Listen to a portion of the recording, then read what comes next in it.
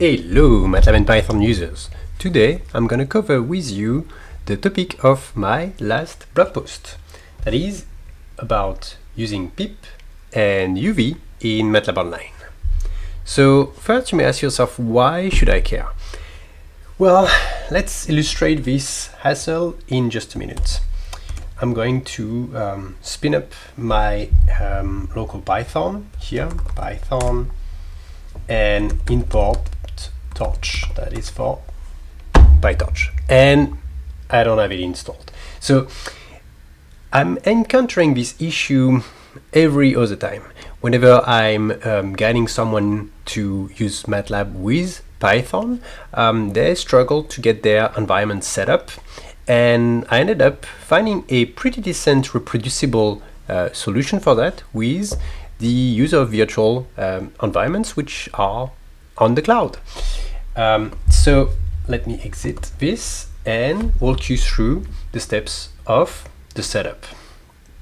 So first, you're going to be opening MATLAB Online.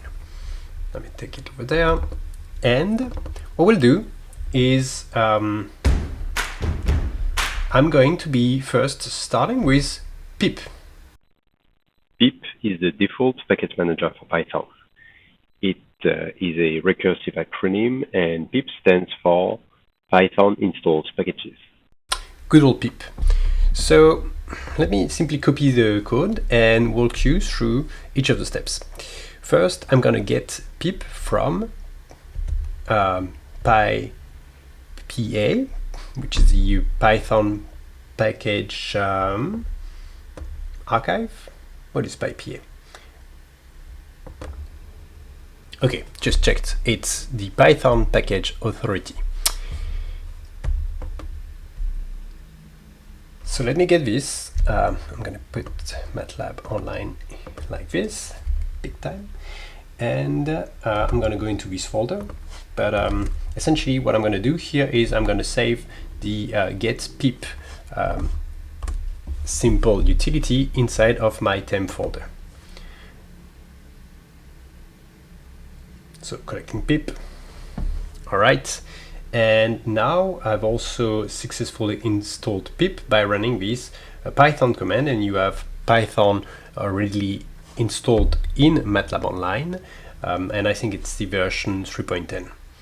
All right, so now that this is done, let me go here and install NumPy with timing the NumPy installation, and then I'm going to follow it by installing PyTorch.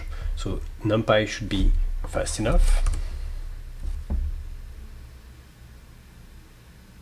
All right, 3 seconds. Now PyTorch, it's a little bigger. And this should take about 2 minutes. Let's wait. All right, almost 2 seconds, 2 minutes, sorry, 120 almost seconds for PyTorch, and it's honestly really long. So let's try something new. Let's try UV. And as you can see from the benchmark, it seems to be pretty fast. So let's put it to the test. It's going to be a few more steps. So first, let's retrieve UV. I'm going to clean my console, and I'm going to simply retrieve UV. All right, and I'm not going to simply source it like this. There's a catch in MATLAB Online, so we're going to follow the steps that is described in the blog post. So first, you're going to be setting an environment variable as such to make sure that you can find UV. Because if you don't do that, well, you'll see that UV cannot be found. So setting env. There seems to be an error with chain of characters that I'm using. All right, let's just paste it again and get rid of all those nasty characters. All right, so this is where UV is being installed. With the which command, you can find which version of UV is available on the path, on the system path, and you can find it over here in your home and local/bin. All right. So now you can check the version. You can also check out this UVX kind of tool that enables you to execute simple command line interface tools with UV, and also which version of Python is installed. Now let's create and activate an environment, and here again there is a little bit of a catch, which is going to be here creating it outside of your local environment, of your MATLAB drive environment, because otherwise there will be an issue to activate those environments. So let me do that. All right, so now let's go back and set the environment variable, that is virtual env and path. Again, we're going to set a few environment variables instead of sourcing, and it's essentially because when you do sourcing, you're going to be essentially getting all of the elements from this file that is recommended in the default instructions for UV, and those are actually going to be setting some environment variables for you. But when you do this, it's going to only be for the duration of a shell command, a bang or system command, and those are ephemeral in MATLAB. So you're going to do it once, and then the shell is going to be disposed of, and when the next time you're going to be running a shell command, well, or system command, it's simply not going to be able to find those environment variables again. So that's why we're going to use setEnv. All right, now the final test. Let's install PyTorch. And without blinking, it should be about 30-35 seconds.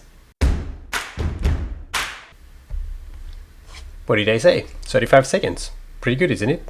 It's about a quarter of the time of what it took for pip, which is pretty good, right? All right, final step. We're going to try an example, which is going to be calling PyTorch from MATLAB Online on a very basic example, which is the fashion MNIST dataset, and that's the quick start for PyTorch. So you can follow along in the PyTorch documentation, or just simply read the instruction in the blog post. Okay, I'm going to be cheating, and I'll be simply using this live script that I wrote, which essentially is going to be taking me through each of the steps, and I have all of the scripts here in my MATLAB drive. So let's run through each of them. But first, let me clean the output so that it doesn't completely spoil the fun for you. The first step would be to either get the prediction model, which I've done already. You can see it here with the model.pth or model.onex. Well, you can also train the model simply by running this command, which is going to be this one over here, which is the beginning of essentially the tutorial. So I'm going to simply do that real quick, and you should be seeing the results. Okay, got it. We retrained the network over whatever 10 epochs, all right. But you can also simply get it from my repo. Then we're gonna get the test data from this other script over here, fashion dataset. All right, that's just simply getting inside of this folder data over here. All right, so you have the raw data, which is stored as such, and it can be processed by Python. So now we're going to be gathering X and Y as such. Those are Python tensors. They can be casted into NumPy arrays and in turn in MATLAB matrices. And let's call the model.